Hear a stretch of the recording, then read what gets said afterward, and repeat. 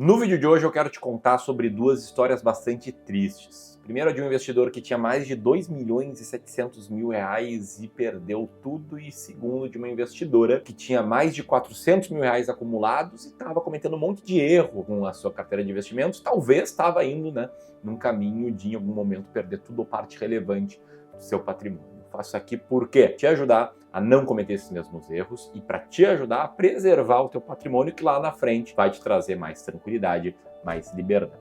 Então, se você gostar desse vídeo, deixa o dedo no like e bora lá pro conteúdo. Então, antes de contar a história do investidor que quebrou, eu quero te contar uma história que possivelmente é mais parecida com a tua história. É a história da Rosana. Rosana é o nome fictício que eu escolhi aqui para exemplificar esse caso, mas que basicamente reflete a realidade de uma investidora que tem 62 anos de idade, que nos procurou aqui no Clube do Valor buscando tomar melhores decisões de investimentos, porque ela estava desconfiada com o profissional que acompanhava ela antes, e que basicamente é uma investidora que queria parar de trabalhar em 2 anos, e com isso ela ia contar lá com a aposentadoria dela, e também com a renda passiva potencial aí gerada pela sua carteira de investimentos. E como comentei, ela tinha aí cerca de 468 mil reais investidos. Só que a carteira dela, ela tinha uma série de problemas. Tá? O problema número 1 dessa investidora aqui é que a carteira dela era tipo um Frankenstein. Por isso eu quero dizer que o percentual de cada classe de ativos dela na carteira como um todo não fazia muito sentido. Ela era uma investidora sofisticada, que significa que tem uma certa tolerância ao risco, mas que tinha um peso muito grande em renda fixa, em COIs e fundos de renda fixa, um peso pequeno em renda variável, mal distribuído entre ações e fundos imobiliários, e mais, a carteira dela era simplesmente um empilhamento de ativos que ela foi comprando ao longo dos anos com os aportes que ela vinha fazendo. E nesse empilhamento de ativos, a gente encontrou o segundo problema, que ela estava muito concentrada em poucos fundos imobiliários. Tudo bem, os fundos imobiliários não eram parte relevante da carteira dela, eram 40 mil reais, um pouco menos de 10%, só que ela só tinha 2 fundos imobiliários. Então, cada fundo da carteira dela representava um peso de quase 5% sobre o todo. Terceiro problema aqui é que na parte de renda fixa, a carteira dela estava carregada de debêntures. A parte de renda fixa era praticamente só debêntures e um pouco de títulos públicos, e ela não tinha nenhum ativo de crédito privado com a garantia do Fundo Garantidor de Crédito. Para quem não sabe, o Fundo Garantidor de Crédito é uma entidade privada, conta com a participação de todos os bancos e instituições financeiras para garantir a investidores que têm investido em títulos de bancos que tenham quebrado. Aqui eu falo de títulos como depósitos à vista, depósito de poupança, LCs, LHs, LCIs, LCAs, RDBs, CDBs, a conseguir acesso de volta ao seu capital, num limite até 250 mil aí por investimento por cada instituição financeira. Em outras palavras, investir em CDBs, LCIs, LCAs é mais seguro por conta dessa garantia do que investir em debêntures. E não que debêntures sejam maus investimentos. Tem clientes nossos aqui do Clube do Valor que têm debêntures, mas a gente só usa debêntures para aqueles caras que têm um patrimônio bem maior e tem que ir além da garantia do Fundo Garantidor de Crédito, que não era o caso da Rosana. Acho que os problemas não param por aí. O quarto problema da carteira dela é que dentro dessa carteira de debêntures tinha uma ali da Vale, cujo vencimento era em 2099. Só que lembra que eu te comentei que a Rosana tinha 62 anos quando ela nos conheceu? Se ela tinha 62 anos, isso significa que em 2099 ela vai estar completando 138 anos de vida. E por mais que eu deseje aí uma vida muito longa e com muita saúde para a Rosana, a gente sabe que é impossível dela sobreviver até os 138 anos. E para não ficar aqui falando só da carteira da Rosana, e logo, pro caso do investidor que perdeu tudo, quero mostrar o quinto e último problema, que era uma chuva de COIs. Mais de 20% da carteira dela estava investida em COIs, e COIs são ativos terríveis, com altíssimas taxas embutidas, que remuneram muito o cara que te vendeu os COIs e muito pouco, em potencial, o investidor. E aí, por que a carteira da Rosana estava com esses 5 problemas?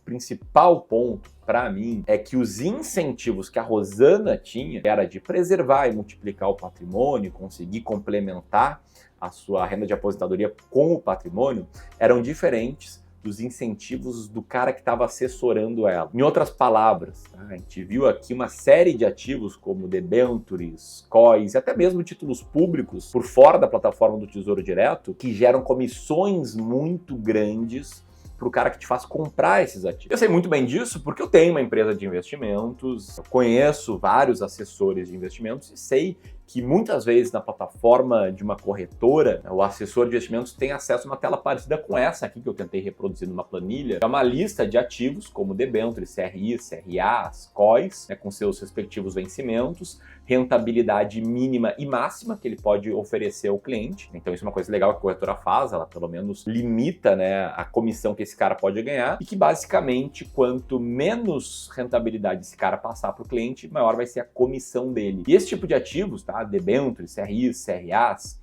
eles pagam comissões muito grandes, muitas vezes bem superiores a 1%, e o pior ainda são os COIs. COIs oferecem comissões aí que não raro passam de 3% até 4% para o cara que te fez investir nesses COIs, sem contar a parte que a corretora ganha. Então, se está investindo 100 mil reais em COIs, como a Rosana ali, por exemplo, ela nem percebe, mas ela está pagando até 4 mil reais para o cara que fez ela investir nesses COIs, mais uma taxa para a corretora. Só que ela não percebe porque essa taxa está embutida ali nos ativos que ela está comprando. Eu quis te contar essa história da Rosana porque ela é muito mais parecida com outras histórias que a gente vê aqui diariamente no Clube do Valor, com investidores que a gente faz análise de carteira. Aliás, se tiver aí 500 mil, 1 milhão, 2 milhões de reais investidos e quer que a gente faça uma análise da sua carteira para ver se ela tá boa ou se ela tá que nem a da Rosana, a gente está com vagas abertas, tá?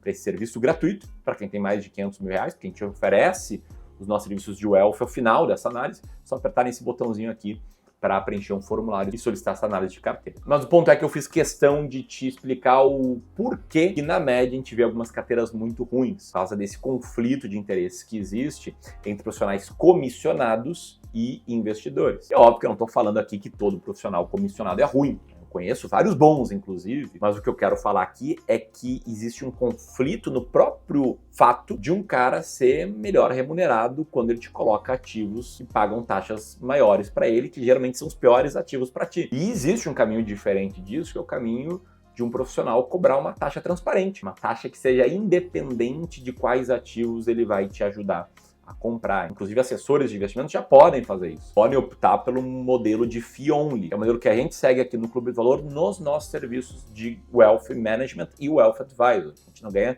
nenhuma comissão por ativos, a gente ganha uma taxa que é a mesma, independentemente de como a gente vai investir a tua carteira. Mas vamos lá para a história triste, tá? A história aqui de um investidor que nos contatou bastante tempo atrás, né, no final de 2017, relatando aí que ele tinha um patrimônio de cerca de 2.750.000 reais e que queria, né, fazer um diagnóstico da carteira e queria saber se a nossa consultoria de investimentos, na época a gente chamava de AGM Life, hoje a gente chama de Wealth Advisory, era o produto adequado para ele. A gente conheceu bem esse cliente e entendeu que a carteira dele estava toda alocada numa CRI da Odebrecht. Só qual é o ponto aqui, tá? A gente estava falando do final do ano de 2017 e esse investidor tinha feito esse investimento alguns anos antes. Essa CRI ela tinha sido emitida em 2013. E de 2013 a 2017 estourou uma série de escândalos ou supostos escândalos, né? Era comum nessa época a gente ver manchetes como essa que está aí na tela agora,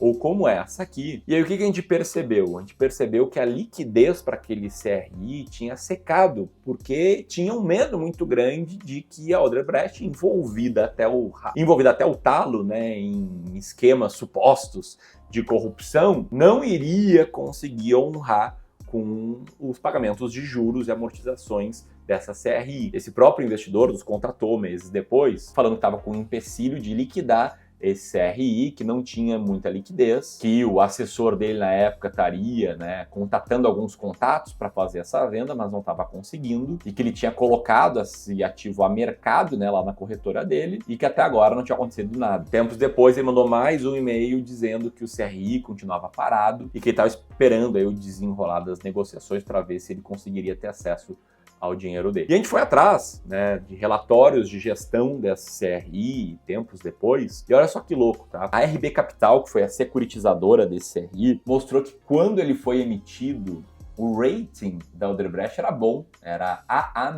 Só que com o passar do tempo e os esquemas de corrupção vindo à tona, o mercado percebeu que existia bastante risco ali, e depois disso tudo, lá no final de 2018, o rating foi atualizado para CC, que é um rating horrível, um alto risco de calote, e mais, né, em junho de 2019, ele foi atualizado para D. E o que estava ali subentendido ficou óbvio com o passar do tempo, falaram ali do risco de possível calote nesse CRI, que de fato fato foi o que aconteceu. E embora a gente não tenha uma base de dados com a cotação de CRIs, essa é uma base restrita que a Ambima tem acesso, o fato é que possivelmente esse investidor perdeu todo o dinheiro dele por ter tomado uma decisão ruim e influenciado, é claro, por um profissional que tinha um interesse conflitante com o do cliente. Provavelmente ganhou uma comissão boa, né, de 1,5%, 2%, 3%, quem sabe, sobre os quase 3 milhões que esse cliente tinha investido. E o que você pode aprender com isso para não cometer erros assim, para não ter prejuízos assim e para se tornar um investidor melhor, tá? São 3 coisas. A primeira, jamais concentrar seus investimentos, tá? Nunca colocar todo o seu patrimônio, por menor que ele seja, em uma única ação, em um único fundo imobiliário, em um único ativo de renda fixa sem a proteção do fundo garantidor de crédito. Ah, Ramiro, mas o rating é muito bom, é uma empresa que eu confio, ela é de um setor perene. Cara, não faz isso. O primeiro passo como investidor é preservar o patrimônio para depois pensar em multiplicar. A segunda lição é procurar profissionais com interesses alinhados aos seus. Que é o que a gente faz aqui no Clube do Valor, tá? Os nossos serviços de Wealth Management ou Wealth Advisor, eles são serviços em que a nossa taxa ela é a mesma independentemente de como você invista. A gente destaca isso no nosso site, que a gente não tem conflito de interesse, que a gente não ganha comissionamento e que a gente cria um asset allocation personalizado para ti, independentemente de quanto a gente vai ser remunerado. Você pode pensar, não, Ramiro, tá usando um caso ruim para fazer propaganda, né? Na verdade, não. Na verdade, a gente escolheu seguir um modelo sem conflito de interesses, justamente pensando, né, no melhor para os nossos clientes e justamente tentando fugir de uma situação horrível em que, se a gente fosse comissionado, talvez eu tivesse que colocar ativos ruins na carteira dos clientes para ganhar mais e ser devidamente ou bem remunerado. E a terceira e principal lição é ter uma estratégia clara de investimentos. E como eu falei, nem todo profissional comissionado é um profissional ruim. Claro que existe um conflito inerente aqui à profissão, mas tem profissionais bons. E se você tiver uma estratégia clara, tiver uma boa noção de investimentos, esses profissionais bons podem fazer um bom trabalho contigo. Então, se você quiser ter uma estratégia clara de investimentos, vou deixar aqui o link para download de um e-book que eu explico como investir R$1 milhão. Também é bem válido para quem tem um patrimônio menor para investir, porque eu trago a estratégia de alocação de ativos. E aqui eu vou deixar o link para um vídeo sobre como montar uma boa carteira de investimentos. E se você gostou desse vídeo, compartilha com seus amigos e aperta aqui para te inscrever no Clube do Valor. Um grande abraço e até mais.